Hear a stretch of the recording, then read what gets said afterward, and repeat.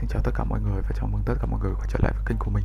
Và trong video lần trước, chúng ta đã sử dụng motion layout để có thể tạo một animation đơn giản giống như thế này.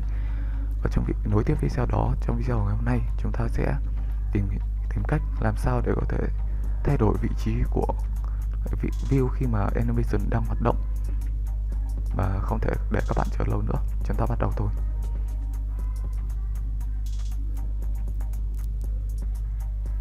Ok, chúng ta mở lại project lần trước. Và trong video này mình sẽ tạo một file XML mới thay vì sử dụng lại file XML cũ để có thể tách riêng biệt giữa các phần. Thì đặt tên. Ok. Chúng ta sẽ mình sẽ copy lại toàn bộ code của lần trước.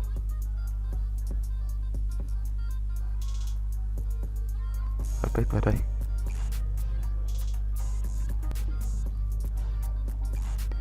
Và để sử dụng được việc rằng là chúng ta có để thay đổi được vị trí của view khi mà animation đang hoạt động, chúng ta sẽ cần đến một thẻ, đó chính là cái phím set. Và trong đó chúng ta sử dụng thẻ kPosition. Kposition tip chính là parent relative. Và motion target ở đây chính là ID của image view của chúng ta, tức là view mà chúng ta muốn thay đổi khi mà animation đang hoạt động.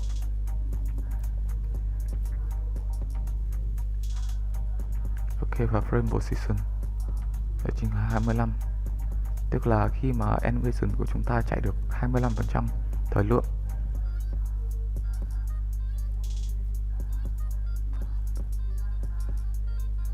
Và percent x và percent y ở đây của chúng ta, đây chính là tỷ lệ vị trí trên màn hình, với y chạy từ 0 tới 1 và từ trên xuống dưới, và x cũng chạy từ trái qua phải từ 0 tới 1.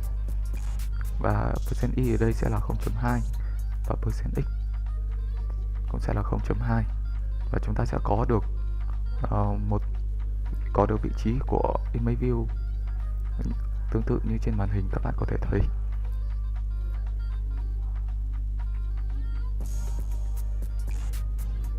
Và kPosition tiếp theo là khi mà animation chạy được 50%.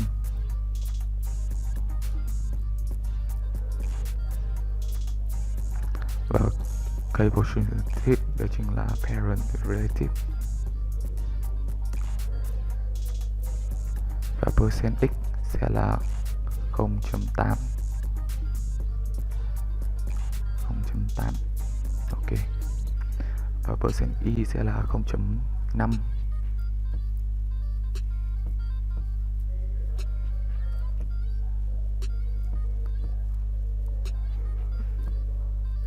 Ok. Và motion target thì chính là image view của chúng ta.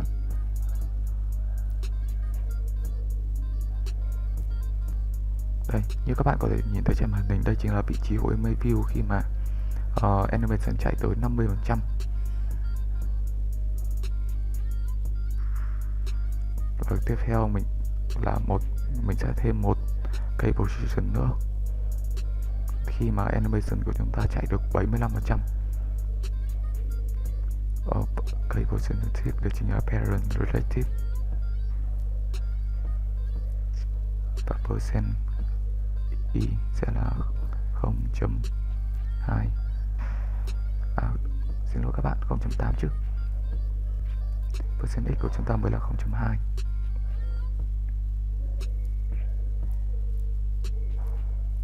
Và frame position sẽ là 75, tương ứng với 75% của khi mà animation được chạy. Và các bạn có thể nhìn thấy đây chính là vị trí của image view khi mà animation chạy được tới 75%. Ok, và chúng ta run test animation của chúng ta sau khi hoàn thành. Clear. Ok. Đó, như các bạn có thể thấy, chúng ta đã sử dụng motion layout để có thể thay đổi được vị trí của image view khi mà animation của chúng ta đang chạy. Xin chào các bạn và hẹn gặp lại các bạn trong những video tiếp theo.